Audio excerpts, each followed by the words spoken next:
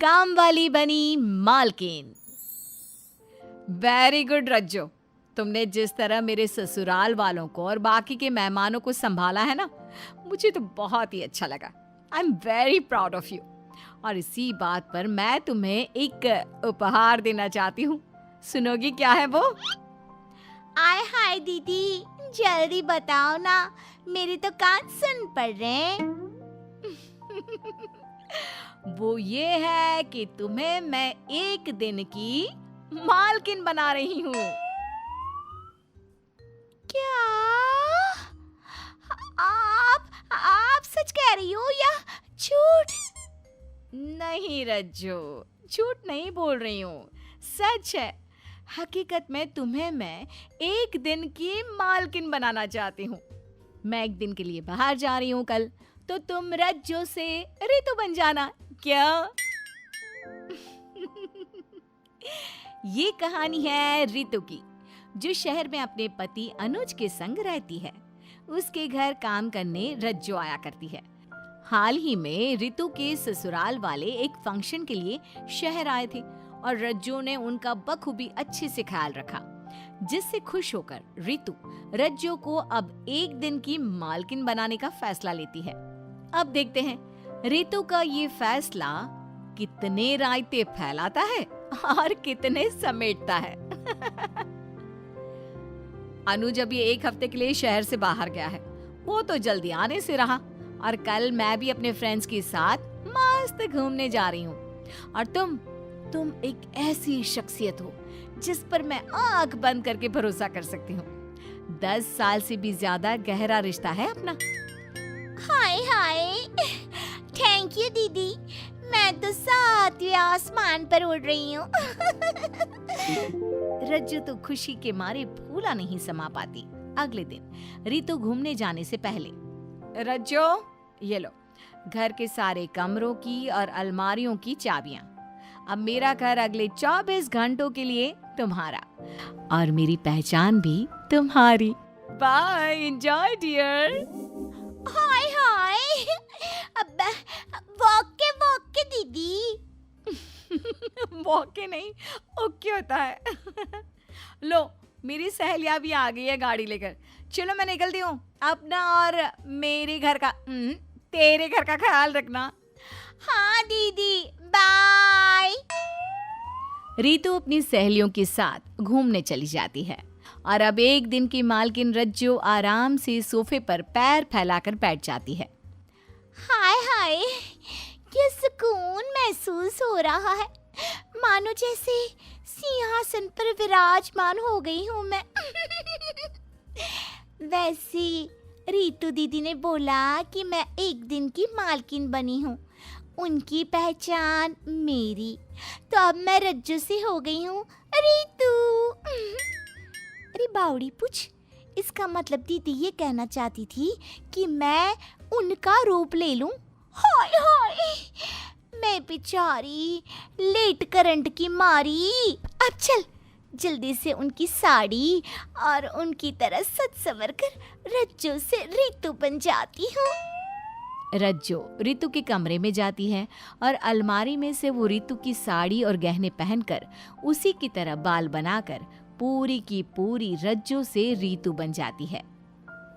हाय हाय, क्या सॉलिड लग रही है तू रज्जो रानी। एकदम बॉलीवुड फिल्म की हीरोइन, हूबहू रीतू दीदी की जेरॉक्स कॉपी। ये दीदी का परफ्यूम भी लगा देती हूँ, बड़ी ही बढ़िया खुशबू है इसकी।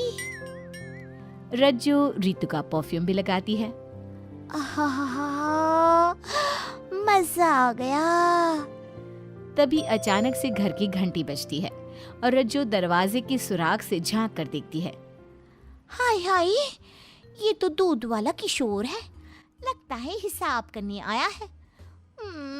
अब मैं क्या करूं? दीदी ने सब मुझ पर ही सांप दिया है, लेकिन मैं ये दूध वाला का सामना कैसे करूंगी? रज्जो हिम्मत जुटाकर दरवाजा खोलती है और दूध वाला किशोर रज्जो को देखकर हंसने लगता है। अरे रज्जो, ये तुमने मेम साहब का गेटअप क्यों धारण कर लिया? मेम साहब देखेगी तो खूब चिल्लाएगी। ओ किशोर के बच्चे, ज्यादा दांत मत दिखा वरना सारे दांत तोड़ दूंगी। और मुझे मेम साहब ने ही बनाया है, एक दिन की मालकिन। चल चल तू 2 मिनट ठहर, मैं कैलेंडर में देख के हिसाब करती हूँ तेरा। रज्जू कैलेंडर में देखकर किस दिन कितना दूध लिया उसका हिसाब करने लग जाती है, लेकिन उससे हिसाब करना नहीं आता। हाय हाय, ये हिसाब करके तो मेरा 1 मिनट में ही सर दर्द शुरू हो गया। अरे रहने दे रज्जो, मैं मैम साहब से कल परसों ले लूंगा हिसाब, तू रहने दे, तेरे बस की बात नहीं है ये। इतना कहकर किशोर चला जाता है। फिर रज्जू रसोई में जाकर, खुद को समझते क्या है ये दुनिया वाले। अरे अनपढ़ हूँ तो क्या हुआ, हंसने लगते हैं बस, ही ही ही। खैर तू अभी कुछ मीठा खा ले रज्जू, तभी ही तेरा दिमाग शांत हो पाएगा। रज्जू फ्रिज खोलती है और देखती है कि कई सारी अलग अलग प्रकार की मिठाइयाँ रखी हुई हैं। हाय हाय, इतनी सारी मिठाइयाँ, टूट पड़ो। रज्जू सारी मिठाई सफा चट कर देती है। ऐसे ही रज्जू पूरे घर में मालकिनों की तरह वक्त गुजारती है, कभी ओवन में केक बेक करके, कभी बेडरूम में एसी में सोकर, कभी रितु के कमरे का टीवी देखकर, तो कभी अलमारी के कपड़े चेंज करके, तो कभी बस यूं ही आराम करके। हाय हाय, 4 बज गए। अरे बेवकूफों की महारानी रज्जो रानी, अगर तू यूं ही सोती रही तो मालकिन बनने का लुत्फ कब उठाएगी। चलो अब तो जोरों की भूख लगी है, दीदी जैसे मन करने पे होटल से खाना मंगवाती हूँ। आज मैं भी वही करूँगी। हाय हाय। रज्जू टेलीफोन से होटल में फ़ोन लगाती है और अपना मनपसंद खाना ऑर्डर करती है, और कुछ ही देर बाद डिलीवरी बॉय खाना देने आता है और फिर रज्जू मज़े से खाना खाती है। खाना खाने के बाद हाय हाय, क्या पेट पूजा हुई है, वाकई में मज़ा आ गया। इतना सारा खाना मैंने कभी नहीं खाया। चलो अभी थोड़ा नाचने का मन कर रहा है, नाच लेती हूँ। वैसे भी कोई है नहीं घर पर, मुझे किसी के सामने नाचने का मन नहीं करता, अकेले में ही मज़ा आता है। दीदी जैसे इस स्पीकर पर मैं गाना बजाती है, मैं भी वैसे ही बजाऊंगी और ठुमके लगाऊंगी। रज्जू लाउड स्पीकर लगाकर तेज आवाज में गाने बजाती है और नाचने लगती है। लाउड स्पीकर की तेज आवाज से पड़ोसी आकर घर की घंटी बजाते हैं और रज्जू दरवाजा खोलती है। अरे इडियट, एक तो अपनी मालकिन के कपड़े पहनकर उन्हीं के घर में मालकिन बनकर नाच रही हो, इतना लाउड स्पीकर का आवाज, मेरे तो कान फट गए। अय्यो, तुम ये क्या करता जी? हमारी पूजा बांगा हो गई जी। ए वेंकटेश्वरा, न जाने क्या होगा इस रज्जो का, आने दो इनका मालकिन को, अच्छा कंप्लेंट करता जी। हाय हाय, ऐसा मत कीजिए, सॉरी, मुझे माफ कर दीजिए, मैं आपको और परेशान नहीं होने दूंगी, प्लीज प्लीज प्लीज माफ कर दीजिए। हाय हाय। पड़ोसी जैसे तैसे मान जाते हैं और रज्जू की माफ़ी को स्वीकार कर वहाँ से चले जाते हैं। रज्जू चैन की सांस लेती है और फिर वो घर के अंदर अंधेरा करके कुकर में पॉपकॉर्न बनाकर फिल्म देखने लग जाती है। हाश, मैं तो आज बाल बाल बच गई, कैसे उन पड़ोसियों को मनाया है मैं ही जानती हूँ। चलो ये नमकीन चीज फ्लेवर पॉपकॉर्न खाकर मस्त मेरे सलमान की फिल्म देखती हूँ। रज्जू आराम से मालकिनों की तरह सोफे पर लेटकर पॉपकॉर्न खाते खाते फिल्म देखती है और फिल्म देखते देखते उसकी आंख लग जाती है और वो खर्राटे मारते हुए सो जाती है।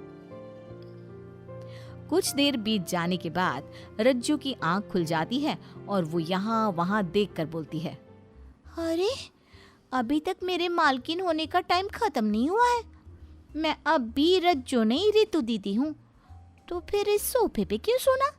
चलो रितु दीदी के कमरे में जाकर मस्त मजे से एसी की हवा खाते खाते सोती हूँ, उनका वो मुलायम कंबल भी ओढ़ूंगी।